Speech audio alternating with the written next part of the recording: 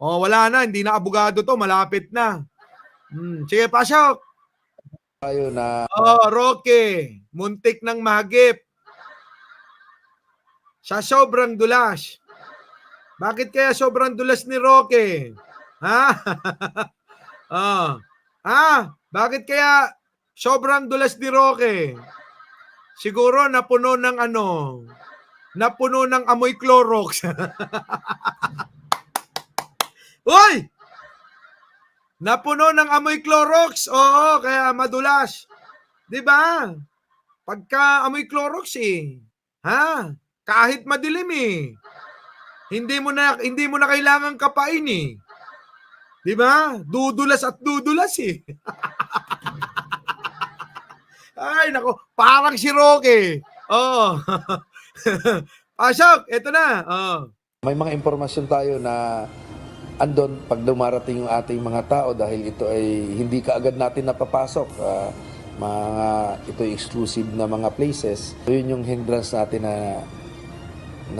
or gap na experience sa paghanap kay Attorney Harry Roque. Na-monitor umano ng mga tauhan ng Criminal Investigation and Detection Group sa isang lugar si Attorney Harry Roque noong Biyernes, September 20. Oh, no September 20.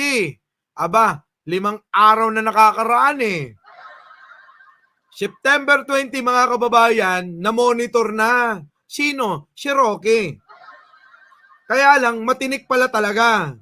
Akala ko baboy walang tinik Yung pala, yung pala pati baboy meron Matinik, oo. Akala ko baboy mabalahibo Yung pala, meron palang baboy na na alapalos. Ito na. Oh, sige, pasok. Bakit? Ano nangyari? Monitor umano ng mga tauhan ng Criminal Investigation and Detection Group sa isang lugar si Attorney Harry Roque noong Biyernes, September 20. Gayunman, hindi na nila inabutan ng puntahan sa lugar. Ay! Hindi inabutan, mga kababayan. Madulas. Oh, baka naman nakabasilin. Ano yung basilin, Boss Mike? Di ba sabi nila, lalagyan kita ng basilin pampadulas at sa sobrang sarap ikay malolo ka. Mawawala ka sa sarili tulad ni Sisa. Di ba? Pampadulas pala. Hindi kaya naglagay ng basilin? Pampadulas?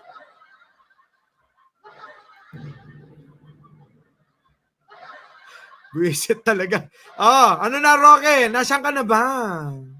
Magpakita ka na. Sige na. Maraming doon sa kulungan ba? Di ba? Ganito tuloy. Ayon kay CIDG Director Police Major General Leo Francisco, nakaalis agad ang dating presidential spokesperson bago pa dumating ang arresting team. Alak ka! Biruin nyo, hindi siya inabot. Ang galing talaga. Baka naman may nagsabi, may tao si Roque.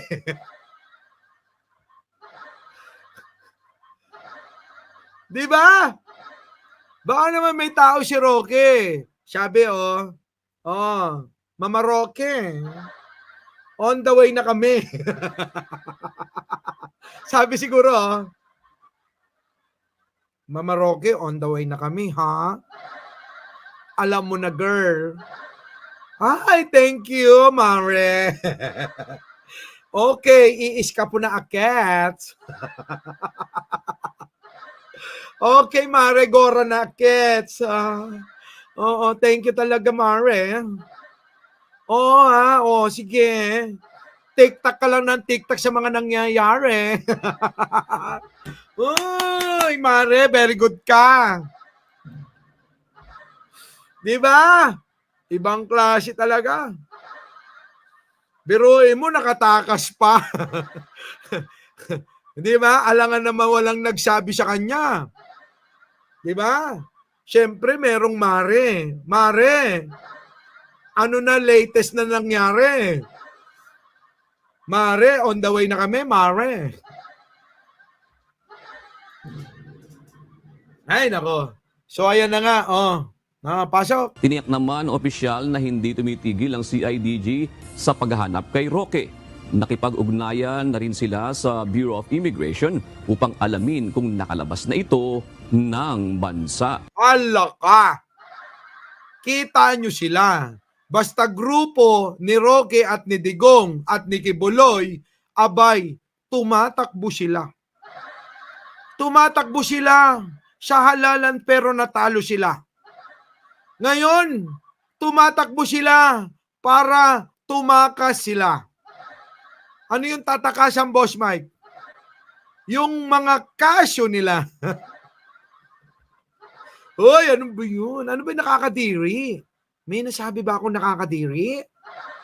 Sorry di ba?